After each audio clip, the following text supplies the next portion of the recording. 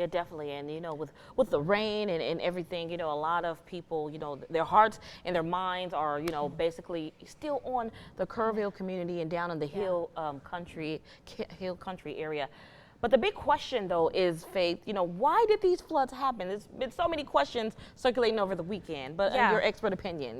Yeah, so like you mentioned, lots of people are questioning, like, where were the warnings, where were things like that? So this is a very complex forecast that we saw move into the area. I remember when I was here, me and Micah, during this show, we were watching the rain come down, and so on radar, it's looking like, light rainfall and things like that, but on the ground, that's not the case.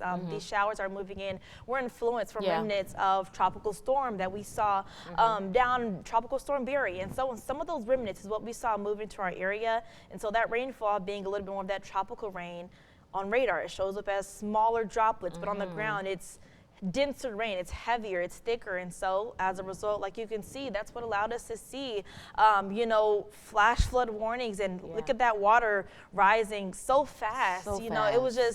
It was just so fast. I remember looking at models, and I was just looking at data, double checking and making sure, like, wait, is it really coming in that fast? Yeah. And it's because it was just so unbelievable. This isn't something that happens, that we just expect to happen, things like that. Of course, we predicted the rain, but as far as how much rain, it was a difficult situation to predict exactly how much rain was going to fall, because this is what we call a mesoconvective vortex, kind of nerding out here for you. But basically, that's an area of low pressure that we see build up, and it leads to those pockets of isolated thunderstorms that can produce heavier downpours of rain, which today we still do have that chance in the forecast here for us. Once again, it's going to be isolated pockets which we see heavy rainfall still expected, just how we saw on our radar a few moments ago.